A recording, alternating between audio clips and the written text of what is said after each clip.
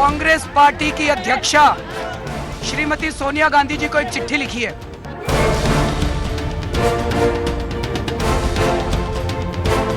एक लंबी फहरिस्त जो है वो जारी की गई है। मैं समझता हूं कि जिम्मेदारी से बचने की एक कोशिश की जा रही है।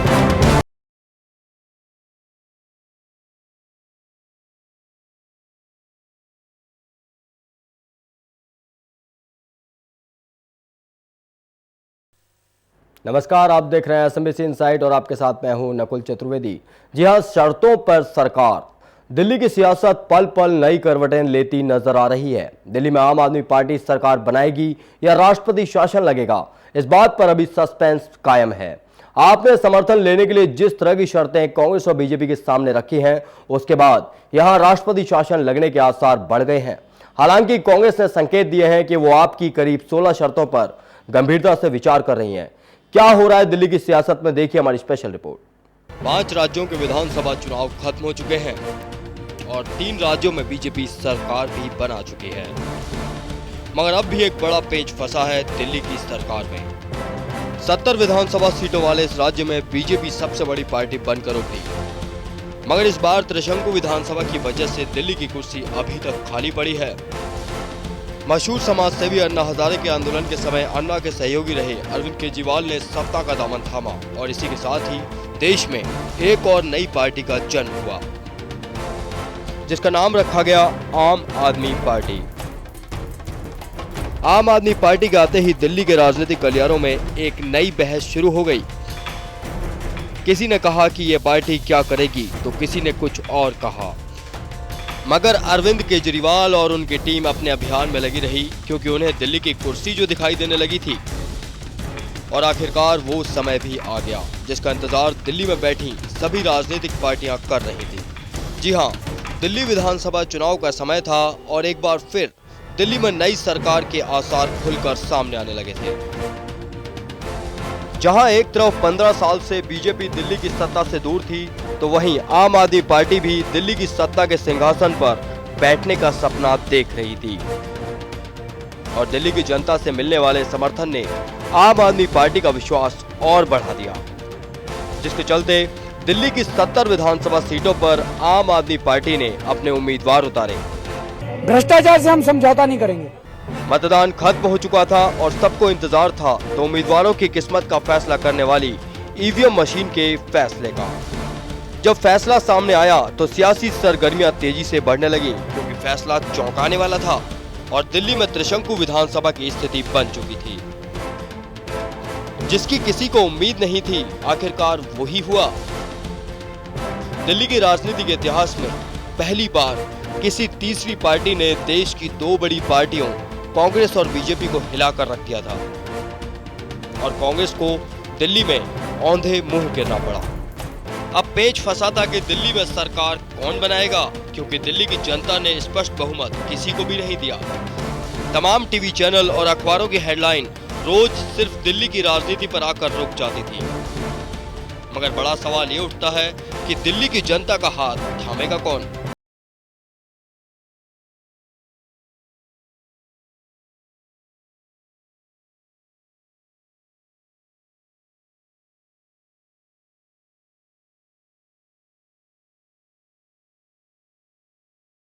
कांग्रेस पार्टी की अध्यक्षा श्रीमती सोनिया गांधी जी को एक चिट्ठी लिखी है।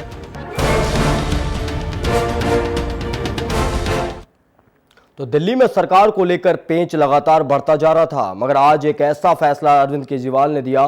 सुबह सुबह अरविंद केजरीवाल ने एक प्रेस कॉन्फ्रेंस की और तमाम अपनी 18 शर्तें कांग्रेस और बीजेपी के सामने रखी और उन्होंने कहा अगर उनकी शर्तें मानी जाती हैं, उन्हें लिखित में दिया जाता है, तो वो सरकार बनाएंगे। मगर कांग्रेस ने भी इस पर पलटवार किया और कहा साफ तौर पर अगर जो सरकार बन जाती है, सरकार के हाथ में सब कुछ होता है और सरकार कुछ भी कर सकती है। देखिए क्या है पूरा मामला। बीजेपी विधायक दल के नेता चुने गए हर्षवर्धन ने राज्यपाल से मिलने के बाद सरकार बनाने में असमर्थता जाहिर कर दी और टीम केजरीवाल ने दिल्ली में सरकार बनाने के नाम पर कांग्रेस और बीजेपी के सामने 18 शर्तें रख दी।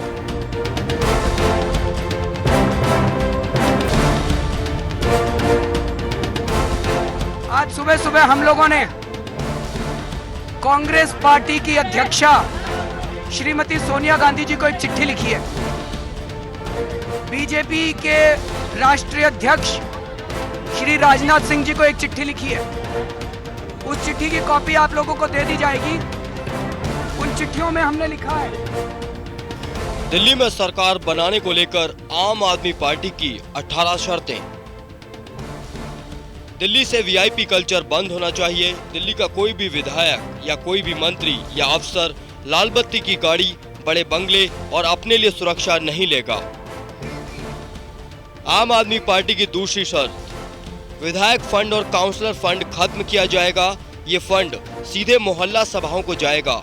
जनता तय करेगी कि पैसा कहां खर्च हो। आम आदमी पार्टी की तीसरी शर्त, दिल्ली के लिए लोकपाल बिल पास करना चाहते हैं। लोकपाल बिल पास होने के बाद 15 साल में कांग्रेस ने जितने घोटाले किए हैं उनकी जांच होगी। आम आदमी पार्टी की चौथी शर्त, 7 साल में बीजेपी ने नगर निगम में जितने घोटाले किए हैं उनकी जांच होगी। क्या बीजेपी को मंजूर है? आम आदमी पार्टी की पांचवी शर्त, रामलीला मैदान के अंदर स्पेशल असेंबली सेशन बुलाएंगे और लोकपाल बिल वहां पास किया जाएगा।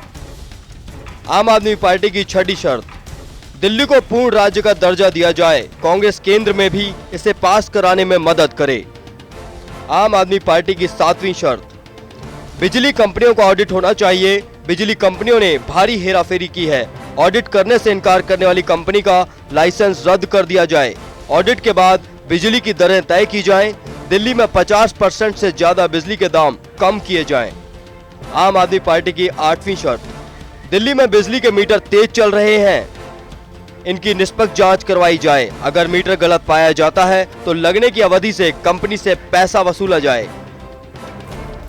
आम आदमी पार्टी की नौवीं शर्त, दिल्ली में पानी का माफिया काम कर रहा है। इसे बीजेपी और कांग्रेस के नेताओं का संरक्षण है।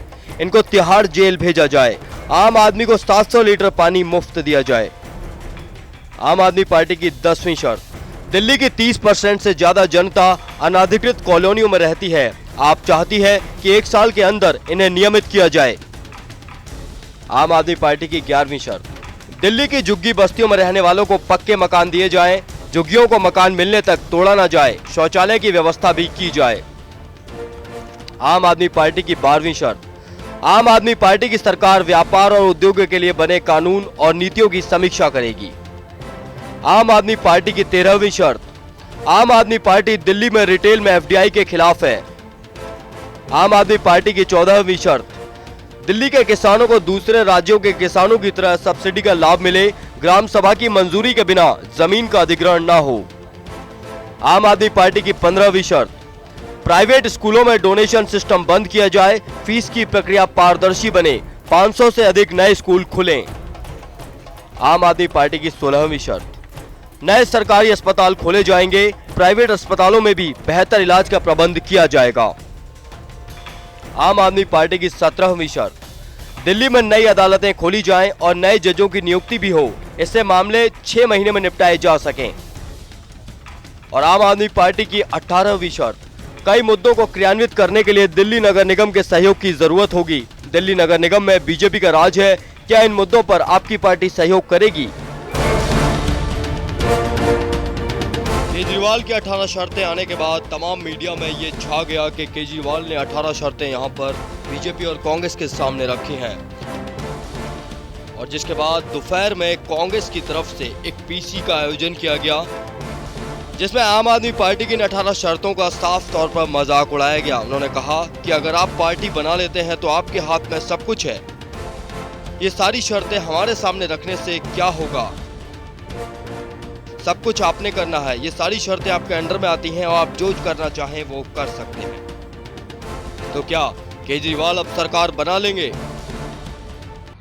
आपके जो लीडर हैं केजरीवाल जी, उन्होंने एलजी साहब के घर से बाहर निकल के जो चिट्ठी का जिक्र किया ऑनरेबल कांग्रेस प्रेसिडेंट को लिखने का और बीजेपी के प्रेसिडेंट को लिखने का कि हमारी ये शर्तें, बहुत अजीबोगरीब स्थिति है। मैं समझ सकता हूं कि हमारे ये साथी अभी नए राजनीति में आए हैं तो कुछ ज्ञान की कमी हो सकती है, वो मैं समझ सकता हूं। लेकिन मैं उनसे कृपया यह अनुरोध करना चाहता हूं, आप लोगों के माध्यम से दिल्ली के लोगों को भी बताना चाहता हूं कि प्रशासन में दो तरीके के काम होते हैं।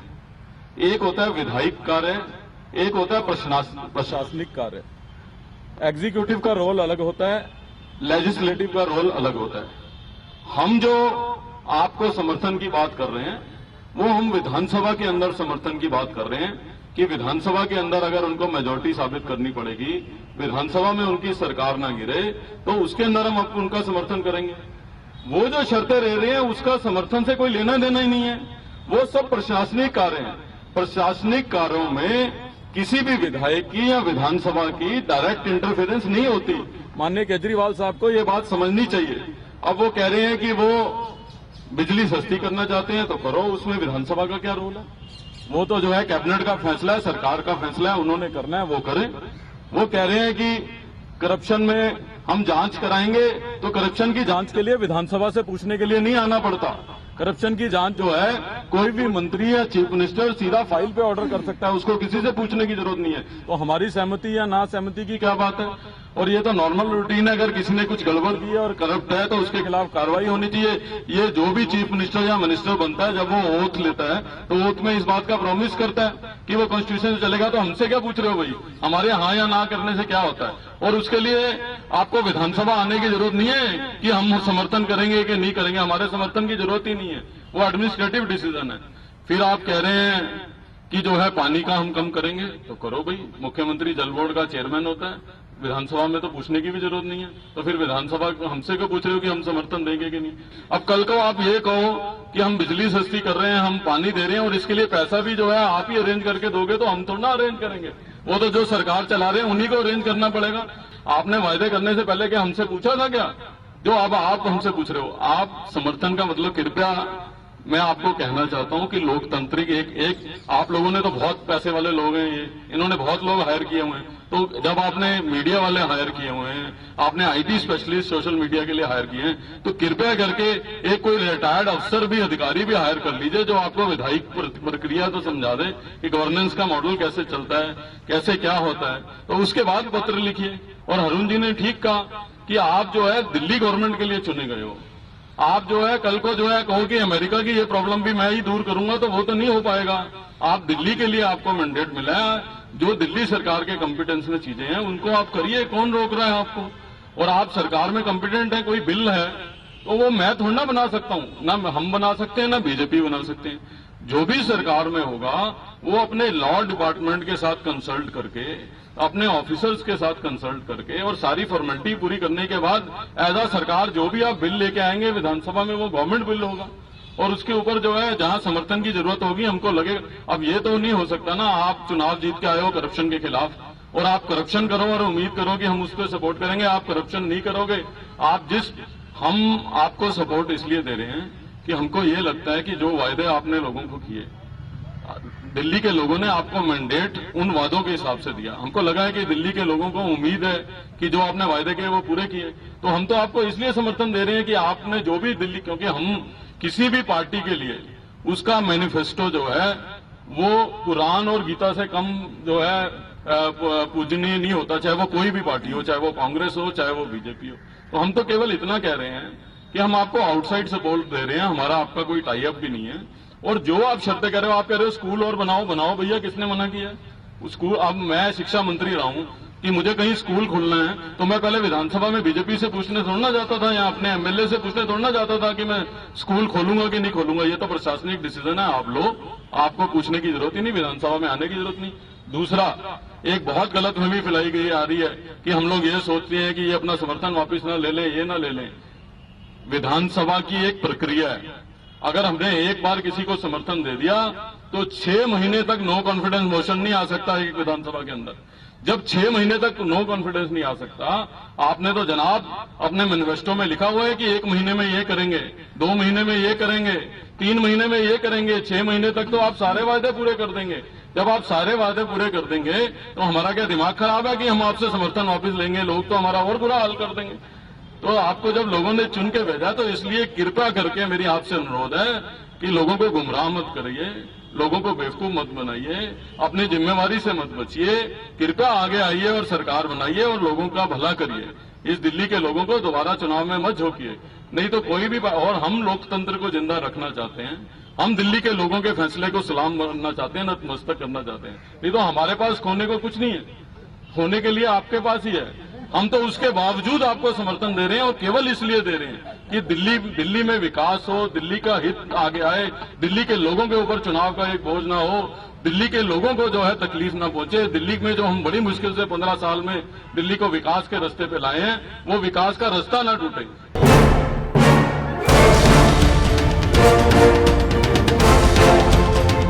बड़ा सवाल ये उठता है कि जब कांग्रेस आम आदमी पार्टी को बिना शर्त समर्थन देने को तैयार है, तो फिर ये सब शर्तें आम आदमी पार्टी किसके सामने रख रही है?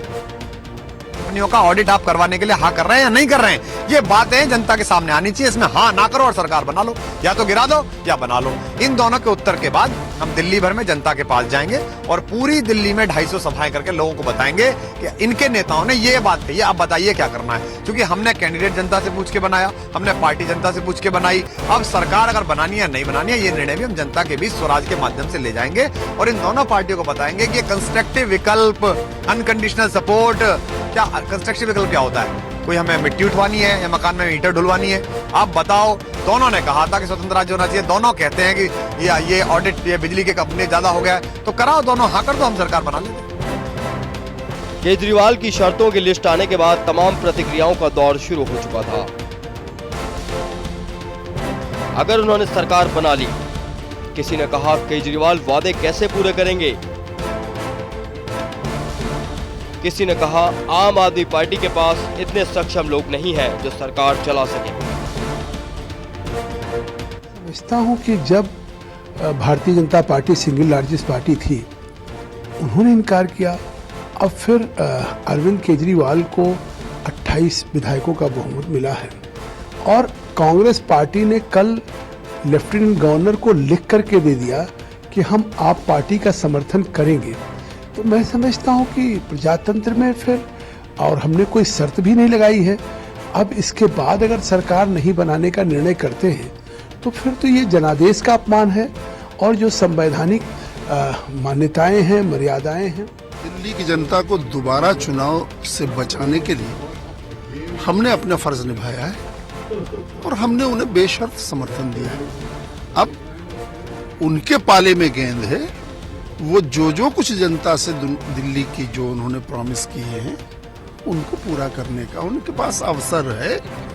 उस अवसर का लाभ वो उठाना चाहेंगे या नहीं उठाना चाहेंगे, ये फैसला केजरीवाल और उनकी पार्टी को करना। वो कंडीशन लगा रहे, हम तो नहीं लगा रहे। हमने तो अनकंडीशनल सपोर्ट दिए ताकि दिल्ली पे दोबारा चुनाव का भार ना पड़े और जो वायदे उन्होंने जनता से किए उसे पूरा करने के बीच गए थे। तो ये पहले उनको कह देना चाहिए था कि ये मैनिफेस्टो में आपके सामने रख रहा हूँ, इस पे वोट जब देना जब कांग्रेस इस पे राजी हो जाए, तो इसका जवाब तो वही देंगे, हम थोड़ी देंगे। संवैधानिक रूप से सारी चीज़ें उपलब्ध हैं। आपके पास, आप सेकंड लार्जेस्ट पार्टी हैं, आपके पास 9 विधायकों का अनकंडीशनल सपोर्ट है, उपराज्यपाल के पास पत्र पहुंच चुके हैं और संवैधानिक तौर पर आपको सरकार गठन करके वो तमाम मुद्दे जो आप उठा रहे हैं उनको हल करने का आपके पास एक मौका है। लेकिन मुझे लगता है कि समस्या का समाधान ना करके सिर्फ समस्या की बात करने से समस्या हल नहीं होगी और एक गुबार खड़ा करने की कोशिश की जा रही है, एक हवा बनाने की कोशिश की जा रही है। लोक आयुक्त अभी 1.5 महीने पहले तक था और नई सरकार की वजह से रुका पड़ा है, तो लोक आयुक्त को और मजीद पावर दे के आप कर सकते हैं। लोक आयुक्त तो दिल्ली में है ही, और जहां तक और मुद्दे हैं, मैं समझता हूं कि उसके ऊपर इस सरकार में आने के बाद बहुत सारी बातें आप कर सकते हैं। यदि आपकी बातें नहीं मान रहे हों वो, तो आप उस सरकार से बाहर चले जाइए, ये मेरा अपना उनको कहना है, मानना है।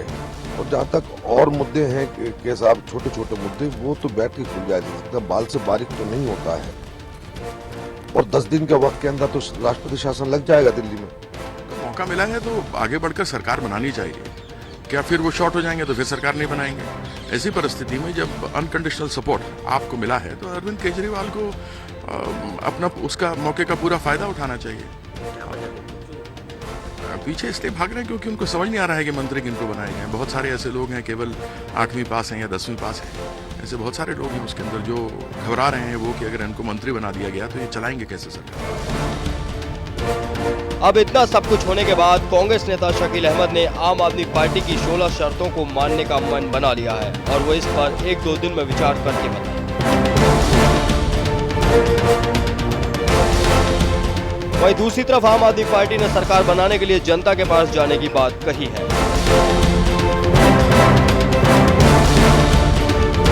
लिहाजा अब क्या समीकरण बनेंगे ये तो आने वाला वक्त ही बताएगा, मगर कहीं ना कहीं आम आदमी पार्टी अब खुद अपने ही जाल में फंसती नजर आ रही है। सवाल ये उठता है कि क्या आम आदमी पार्टी अभी सरकार बनाना नहीं चाहती? अगर नहीं तो फिर उसने दिल्ली की जनता के दिल में एक आस जगाकर उनसे वोट क्यों मांगे? अगर विपक्ष में ही बैठना था तो सत्ता में आने का क्या मतलब? तमाम पार्टियों को भ्रष्टाचारी बताने वाले अरविंद केजरीवाल अब राजनीति के इस मकड़जाल में किस मुकाम तक पहुंच पाएंगे ये तो कोई नहीं जानता, मगर जिस संकट में अभी आम आदमी पार्टी फंसी है उससे पार पाना जरूरी होगा।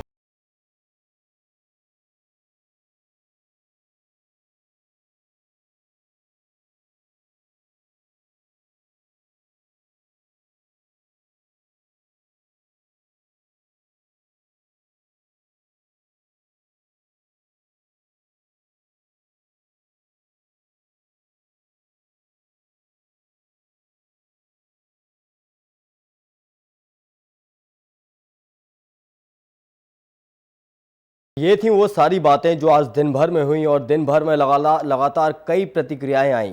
क्या दिल्ली में सरकार बन पाएगी या फिर 10 दिन बाद वहां पर राष्ट्रपति शासन लग जाएगा, इस पर अभी भी सस्पेंस बरकरार है। क्या दिल्ली बिना सरकार के रहेगी या फिर दोबारा चुनाव होंगे, इस पर भी अभी सस्पेंस बरकरार है।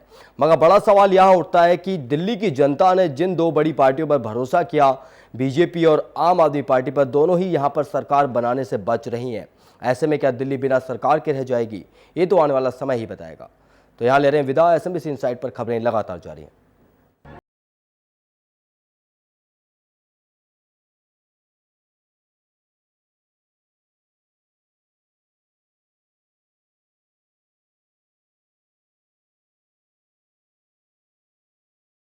कांग्रेस पार्टी की अध्यक्षा श्रीमती सोनिया गांधी जी को एक चिट्ठी लिखी है।